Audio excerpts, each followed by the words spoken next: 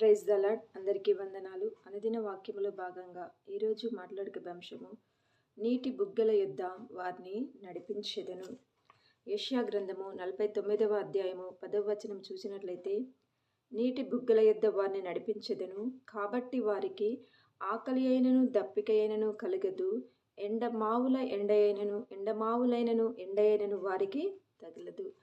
మన దేవుడైన యేసయ్య మనలను నీటి బుగ్గల యొద్ద మనలను నడిపించే దేవుడై ఉన్నాడు. ఆయనతో పాటుగా మనము నడిచినప్పుడు ఆయన మనలను నీటి ఊటల యొద్ద, నీటి బుగ్గల యొద్ద దేవుడు మనల్ని నడిపిస్తాడు. కాబట్టి ఎండ అయినను వారికి తగలదు. దేవుని నామమునకే మహిమ కలుగునుగాక. ఇంకా చూసినట్లయితే మొదటి కీర్తన 1వ కీర్తన 2వ వచనం చూసినట్లయితే, యెహోవా ధర్మశాస్త్రమునందు ఆనందించుచు దివారాత్రము దానిని ధ్యానించువాడు ధన్యుడు. అతడు నీటి కాలువల యొరను నాటబడినదై ఆకు వాడక తన కాలమందు ఫలమిచ్చు చెట్టు వలె ఉండును. దేవుని నామమునకే మహిమ కలుగునుగాక.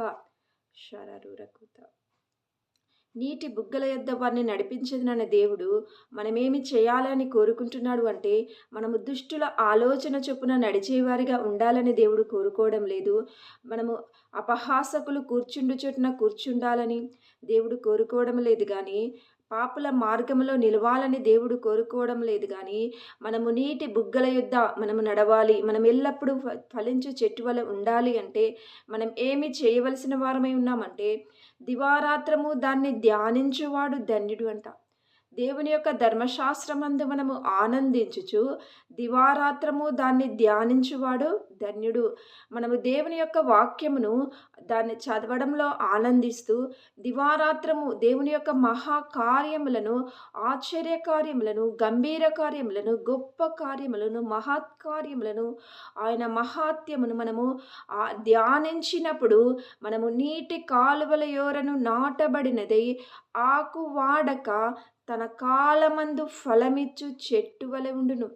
నీటి బుగ్గల యొద్ద నడిపిస్తున్నాను అని చెప్పిన దేవుడు మనం ఏమి చేయాలి అని కోరుకుంటున్నాడంటే, ఆ నీటి బుగ్గల యొద్ద ఉన్న నీరు మనకి ఏ విధంగా పోషిస్తుంది అంటే, మనము దేవుని వాక్యం యొద్ద ఉన్నప్పుడు, దేవుని వాక్యమును మనము ధ్యానించుకుంటున్నప్పుడు, దేవుని వాక్యమును మనము దివారాత్రము ధ్యానించినప్పుడు మనము నీటి కాల్వలేరును నాటబడిన వారముగా మార్చబడతాము.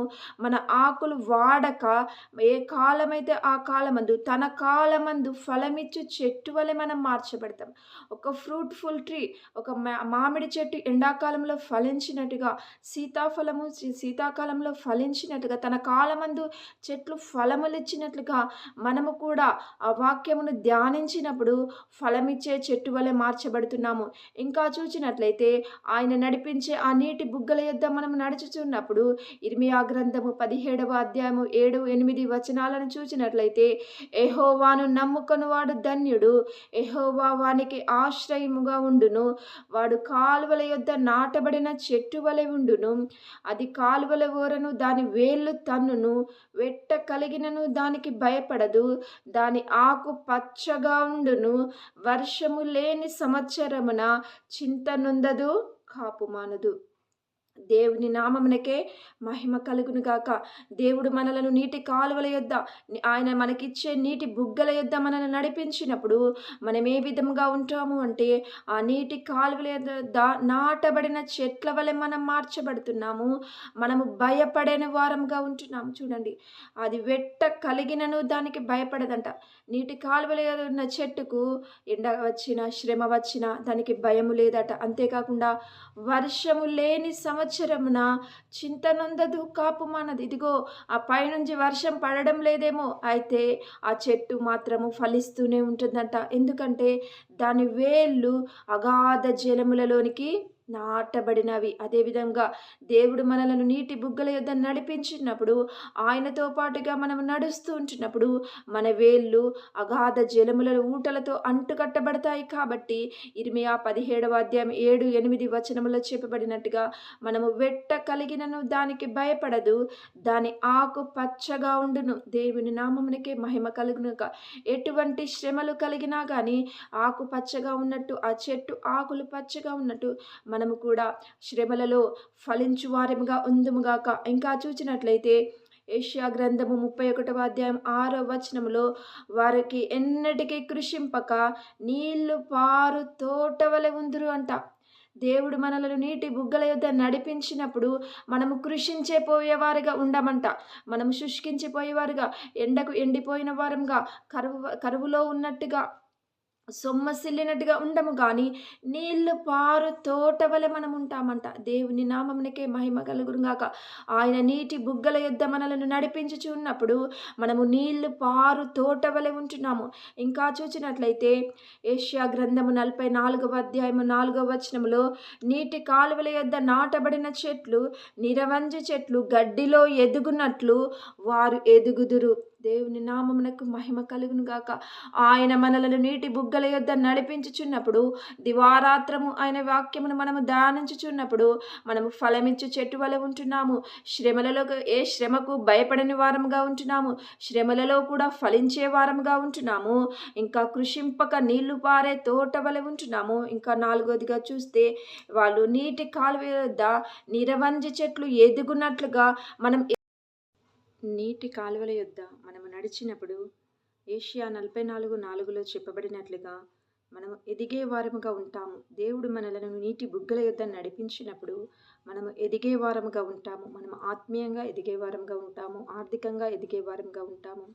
అన్ని విషయాలలో మనము ఎదిగే వారముగా ఉంటాము. ఇంకా చూసినట్లయితే యెషయా గ్రంథము 58వ అధ్యాయము 11వ వచనం చూస్తే నీవు నీరు కట్టిన తోట వలెను ఎప్పుడు ఉబుకుచుండు నీటి ఊట వలె ఉండెదవు. దేవుని నామమునకే మహిమ కలుగునుగాక. దేవుడు మనలను నీటి బుగ్గల యొద్ద నడిపించినప్పుడు, ఆయనతో పాటుగా మనము నడుస్తూ ఉంటున్నప్పుడు, దివారాత్రము ఆయన వాక్యమును మనము ధ్యానించుచున్నప్పుడు మనము ఏ విధముగా మార్చబడుతున్నాము అంటే నీటి ఊటగా మనము మార్చబడుతున్నాము.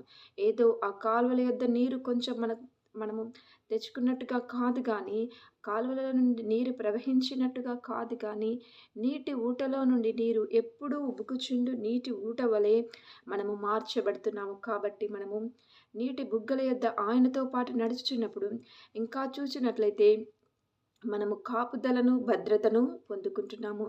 యెషయా గ్రంథము 27వ అధ్యాయము 3వ వచనము చూసినట్లయితే యెహోవా అను నేను దానికి కాపు చేయుచున్నాను, ప్రతి నిమిషము దానికి నేను నీరు కట్టుచున్నాను, ఎవడును దాని మీదికి రాకుండునట్లు దివారాత్రము దాన్ని కాపాడుచున్నాను. దేవుడు మనలను దివారాత్రము కాపాడుచున్నాడంట. ఆయన మనల్ని నీటి బుగ్గల యొద్ద నడిపించుచున్నప్పుడు ఆయన మనల్ని కాపు కాస్తున్నాడు.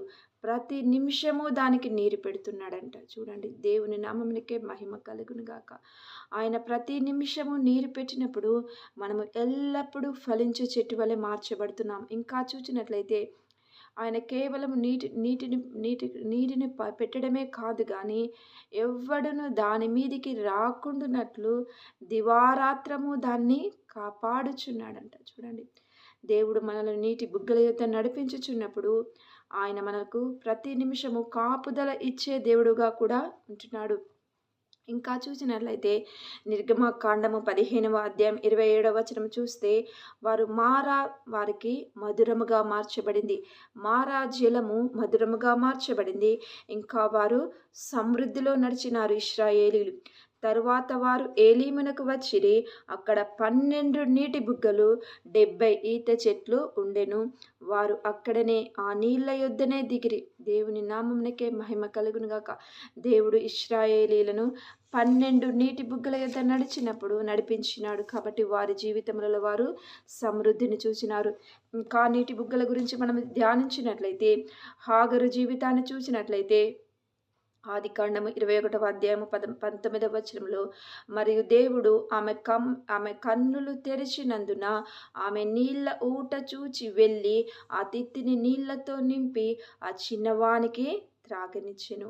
హాగరు జీవితంలో దేవుడు హాగరు కొరకు ఒక నీటి బుగ్గను పుట్టించి ఉన్నాడు. ఇంకా ఏలియా గురించి చూసినట్లయితే కేరీతు వాగు దగ్గర దాగియుండుము, ఆ వాగు నీరు నీవు త్రాగెదవు. ఇంకా చూస్తే 2వ రాజులు 3వ అధ్యాయము 17వ వచనంలో యెహోవా సెలవిచ్చినదేమనగా, గాలియే గాని వర్షమే గాని రాకపోయినను మీరును మీ మందలను పశువులను తాగుటకు ఈ లోయ నీళ్లతో నిండును. ఒక్కొక్కరి జీవితాలలో కూడా దేవుడు నీటి బుగ్గల యొద్ద నడిపించిన అనుభవాలను మనము చూడగలము. అంతేకాకుండా నూతన నిబంధనలో సమరయ స్త్రీని చూసినట్లయితే యోహాను సువార్త 4వ అధ్యాయము 10వ వచనంలో మనకి ఏమని వ్రాయబడి ఉందంటే, ఆయన నీకు జీవజలమిచ్చును. ఇంకా ఆయన సమరయ స్త్రీతో ఏమంటున్నాడంటే, నేనిచ్చు నీళ్ళు నిత్య జీవమునకై వానిలో ఊరేడి నీటి బుగ్గగా ఉండును అని ఆమెతో చెప్పాను. అవును, దేవుడు మనలను నీటి బుగ్గల యొద్ద నడిపించుచున్నాడు. ఇంకా చూస్తే ఆయన ఇచ్చే నీళ్లు నిత్య జీవమునకై వానిలో ఊరేడి నీటి బుగ్గ, ఆ నీటి బుగ్గల యొద్ద మనల్ని నడిపిస్తున్నాడు. ఇంకా అంత మాత్రమే కాకుండా ఆ నీటి బుగ్గనే మన కడుపులో నుండి బయటకు వచ్చినట్లుగా కూడా చేస్తున్నాడు. కాబట్టి మనం ఆయన నూతన సంవత్సరము ఆయన మనలను నీటి బుగ్గల యొద్ద వారిని నడిపించేదను. ఏషియా 49వ అధ్యాయం 10వ వచనము మన జీవితాలలో నెరవేర్చబడును గాక. కాబట్టి మనము కూడా దివారాత్రము ఆయన వాక్యమును ధ్యానించినప్పుడు ఆ నీటి కాలువల అనుభవము, ఆ నీటి బుగ్గల అనుభవము, ఆ నీటి ఊటల అనుభవము, ఆ దేవుడు ప్రతి నిమిషము దానికి నీరు కట్టుచున్నానే అనే అనుభవము, ఫలించే అనుభవము, సమృద్ధి అనుభవము, శ్రమలలో ఫలించే అనుభవం, ఈ ఆశీర్వాదాలన్నీ మన జీవితాలలో నెరవేరాలని కోరుకుంటూ ఈ కొద్ది మాటలు దేవుడు మన వినికిడిలో దీవించునుగాక. ప్రార్థన చేసుకుందాం. మహాదేవ, మహోన్నతుడా, అద్భుతకరుడా, ఆశ్చర్యకరుడా, ఆలోచనకర్త యేసయ్యా, మీకు కృతజ్ఞతలు చెల్లిస్తున్నాం ప్రభువా. ఈ నూతన సంవత్సరము ప్రభువా, నూతన క్రియ మాలో చేసి ప్రభువా, ఇదిగో నీటి బుగ్గల యొద్ద వారిని నడిపించదను అన్న నీ వాగ్దానము ప్రభువా, నా జీవితంలోను వాక్యము వింటున్న వారి జీవితంలో నెరవేరుస్తున్నందుకే కృతజ్ఞతలు. పలకబడిన ప్రతి మాట, ప్రతి ప్రవచనము అది నాయన నిష్ఫలముగా మరలా నీ యొద్దకు మరలక అది తన కార్యము నెరవేర్చడానికి కృప చూపండి. మాలో కార్యము సాధించే నీ శక్తి ఇంకా అధికమగునట్లుగా చేయమని, ఈ చిన్న పరిచర్యను దీవించమని, వాక్యము విన్న వారిని అందరినీ దీవించి నీటి బుగ్గల అనుభవాన్ని ప్రతి ఒక్కరి జీవితంలో స్థిరపరుస్తున్నందుకే కృతజ్ఞతలు చెల్లిస్తూ సమస్తము యేసు పాదముల యొద్ద సమర్పించుకుంటూ యేసుక్రీస్తు నామంలో అడిగి వేడుకుంటున్నాం తండ్రి. Amen. Amen. Praise the lord.